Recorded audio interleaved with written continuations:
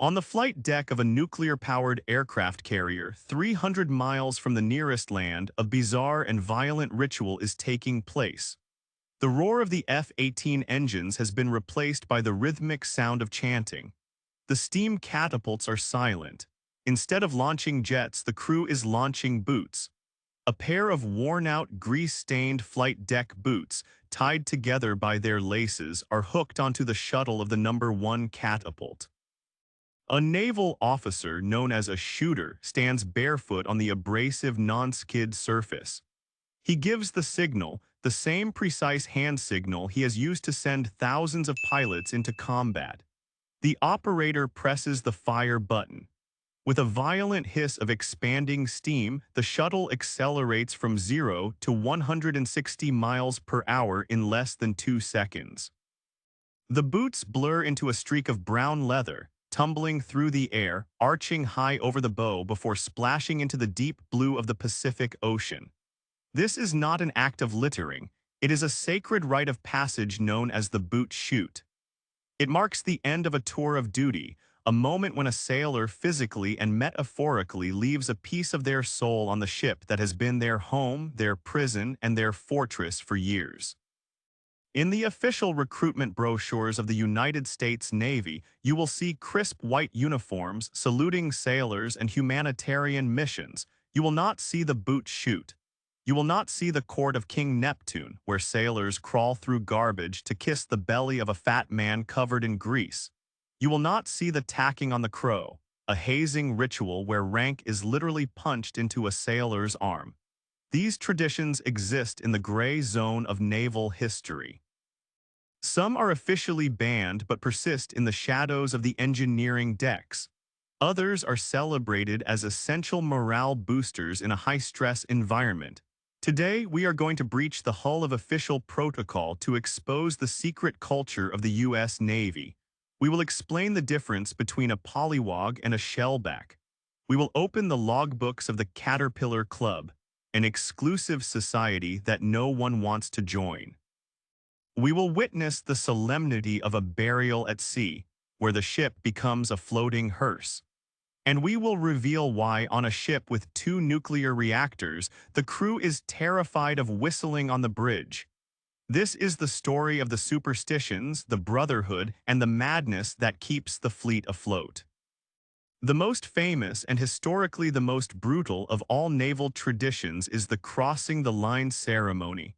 In the world of the Navy, humanity is divided into 2 distinct classes, Shellbacks and Pollywoggs. A Pollywog or wog is any sailor from the lowest seaman recruit to the highest admiral who has never crossed the Earth's equator on a ship. A Shellback is one who has endured the initiation. When a carrier approaches absolute zero latitude, the chain of command is temporarily dissolved. The ship is captured by the realm of the deep. The court of King Neptune is assembled on the flight deck or in the hangar bay. Neptune is usually played by the Command Master Chief, the highest-ranking enlisted sailor on board, dressed in elaborate robes, holding a trident, and wearing a crown often made of sheet metal or cardboard. His court includes Davy Jones, Her Highness Amphitrite, often played by the largest, hairiest Marine on board in a wig and a dress, and the Royal Baby, usually a sailor with a substantial belly smeared with lard, grease, or mustard. The ceremony is a theater of humiliation designed to break down the ego and build collective resilience. Wogs must crawl through the chute, originally a long canvas tunnel filled with garbage, rotting food from the galley, and seawater.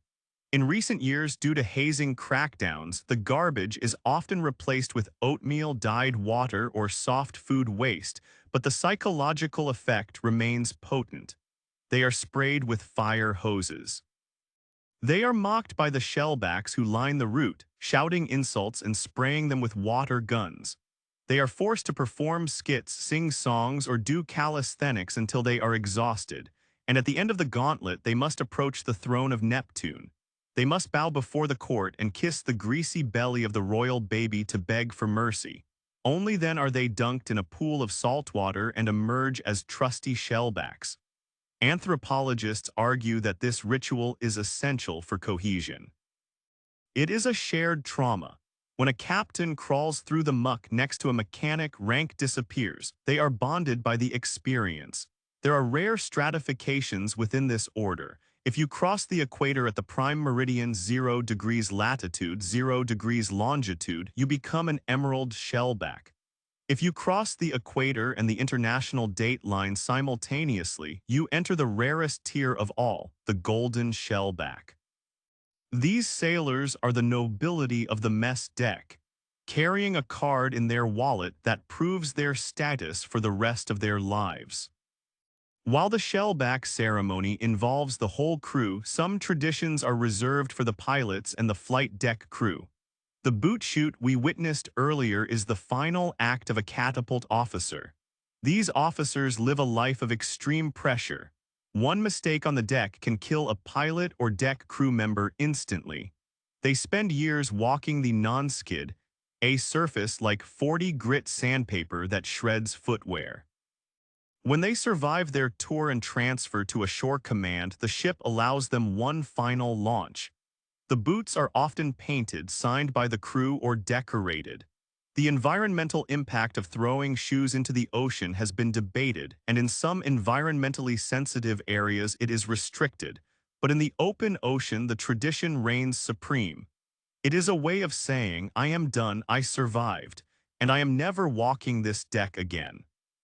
It is a moment of profound emotional release, often accompanied by cheers and sometimes tears from the crew who served under them.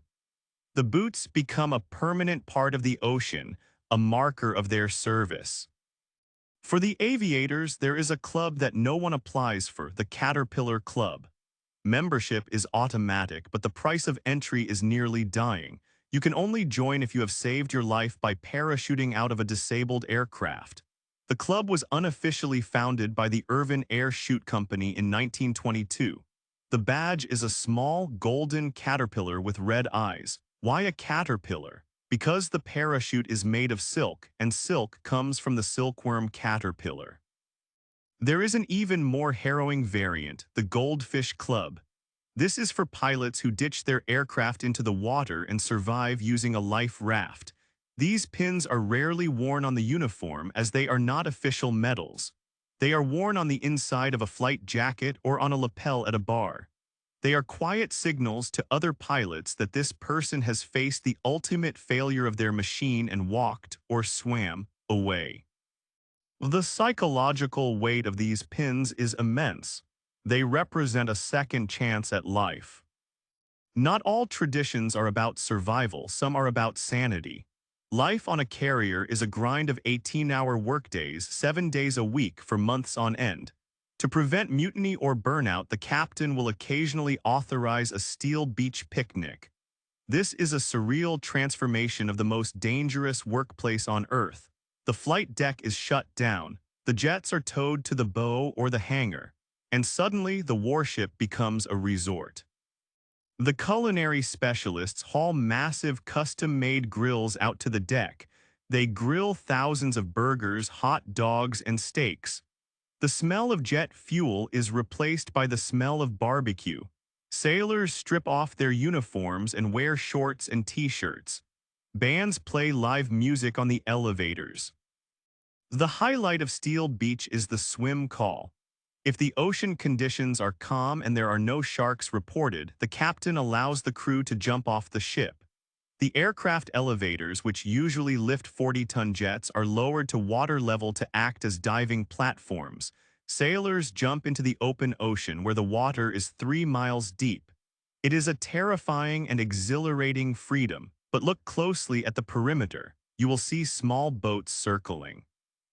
You will see sailors with rifles standing on the catwalks. This is the Shark Watch. Their job is to shoot the water near any approaching predator to scare it away. Swimming in the middle of the Pacific, knowing that a nuclear reactor is humming beneath you and a sniper is watching over you, is an experience that defines the dichotomy of naval life. Relaxation enforced by lethal power. The water is often crystal clear, a deep hypnotic blue that sailors describe as navy blue. However, there is a darker side to naval tradition, one that the Navy has spent decades trying to eradicate: hazing. The most infamous example is tacking on the crow. In the Navy, a petty officer's rank insignia features an eagle, often referred to as a crow. When a sailor is promoted, they sew the new patch onto their sleeve. In the past, tradition dictated that their shipmates would tack it on by punching the sailor in the arm right on the patch. The idea was to drive the rank into the bone. But what started as a friendly tap often escalated into brutality. Sailors would end up with severe bruising, hematomas, or even broken bones. Some sadistic crews would place bottle caps or coins under the patch to make the punch cut the skin. Today, tacking on the crow is a court-martial offense. The Navy has zero tolerance for it. Yet in the quiet corners of the engineering spaces, among tight-knit teams of mechanics, you will still see a love tap when a sailor gets promoted, a ghost of the violent past. Another rite of passage occurs when the ship crosses the international date line. This is the Order of the Golden Dragon. Time becomes fluid here. You skip a day or live the same day twice. The ceremony involves Asian-inspired mythology with dragons and elaborate costumes. Similarly, crossing the Arctic Circle makes you a blue nose. To earn this, sailors must brave the freezing elements on the flight deck, often having their noses painted blue by the initiates. It is a badge of honor that dates back to the icy convoys of World War II, a testament to enduring the most hostile environment on the planet. There is also the Order of the Ditch, granted to sailors who have transited the Panama Canal. These unofficial certificates are often framed and displayed with more pride than official commendation medals because they represent shared experience rather than individual achievement. Superstition is the invisible religion of the fleet. The sea is unpredictable, so sailors try to control their luck with rituals. The ship's bell is a sacred object. It is believed to house the soul of the vessel. If a child is born on the ship, a rare occurrence usually involving refugees or emergency evacuations, the baby is baptized in the ship's bell. The bell is inverted, filled with water, and the child's name is engraved inside the rim. Even when the ship is decommissioned and scrapped, the bell is preserved in a museum. It never dies. It is the spiritual anchor of the crew. Conversely, there are curses. Whistling on the bridge is strictly forbidden. In the age of sail, bosuns used whistles to command the crew to adjust the rigging.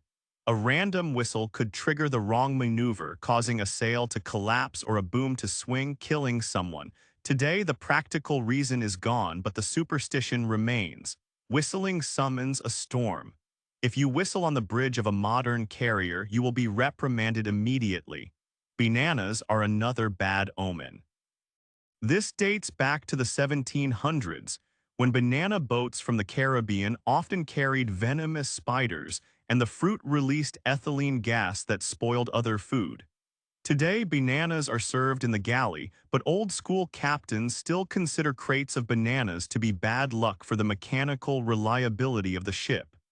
Some sailors also believe that leaving a port on a Friday is bad luck, a superstition that dates back centuries. Finally, we must discuss the dry nature of the U.S. Navy. Unlike the British Royal Navy, which issued a daily rum ration, the tot, until 1970, or the French Navy, which serves wine, the U.S. Navy has been alcohol-free since General Order 99 was passed in 1914. There is no bar on a U.S. carrier. However, there is one loophole: splice the main brace. This is an order that can only be given by the Secretary of the Navy or the President to issue alcohol to the crew for a significant celebration, like the end of a war. In modern times, this almost never happens at sea. Instead, the Navy has Beer Day. If a ship has been at sea for 45 continuous days without a port call, the captain may authorize a beer ration. Sailors are issued 2 cans of beer. They must open them immediately to prevent hoarding. After a month and a half of drinking desalinated water that tastes faintly of chemicals and bug juice, powdered fruit punch, a cold beer tastes like nectar. It is a small mercy, a reminder of the civilization they are protecting. One of the most practical yet ritualistic traditions is the FOD walk. FOD stands for Foreign Object Debris. Before flight operations begin, hundreds of sailors line up shoulder to shoulder across the flight deck. They walk slowly, eyes scanning the deck for anything that shouldn't be there: a screw, a piece of wire, a pen. If these objects are sucked into a jet engine, they can destroy a multi-million-dollar aircraft and kill the pilot. The FOD walk is a daily meditation. It is a moment of collective responsibility where the lowest seaman and the highest officer walk the same line, performing the same humble task to ensure the safety of the ship. It reinforces the idea that on a carrier, everyone is a safety officer. Then there is the first kiss. When a carrier returns from a long deployment, thousands of families wait on the pier. The Navy holds a lottery to choose one sailor who gets to be the first off the ship to embrace their partner. In recent years, this tradition has become a symbol of progress. We have seen female sailors kissing their wives and male sailors kissing their husbands, reflecting the changing face of the military. It is a highly emotional moment, broadcast on news channels, symbolizing the reunion of the fleet with the nation it defends. Perhaps the most solemn tradition is the burial at sea.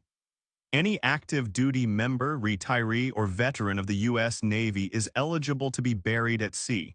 The ceremony is performed with absolute reverence. The ship slows down, the crew musters on the elevator or the fantail in dress uniforms, the flag-draped casket or urn is brought forward, a chaplain speaks, a rifle volley is fired, taps is played on a bugle, then the body is committed to the deep.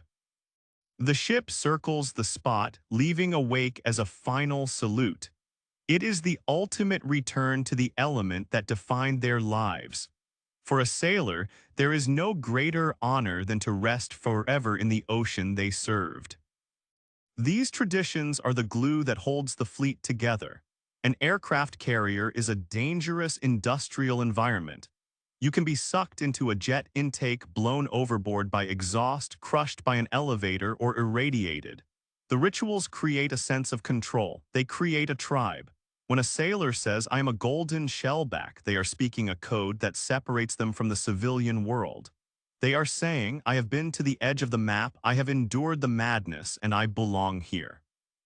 The shared language of the deck, the hand signals of the shooters, the colors of the jerseys, creates a culture that is impenetrable to outsiders but deeply comforting to those inside. So the next time you see a U.S. Navy ship returning to port, look at the sailors manning the rails. Do not just see the uniform, see the invisible badges they wear. See the blue nose from the Arctic, the grease stain from the Neptune ceremony, and the memory of the boots flying off the bow. They are the keepers of a secret culture that has survived the transition from sail to steam to nuclear power. They are the guardians of the deep. If this deep dive into the hidden rituals of the high seas opened your eyes to the human side of the Navy, I need you to do 3 things right now.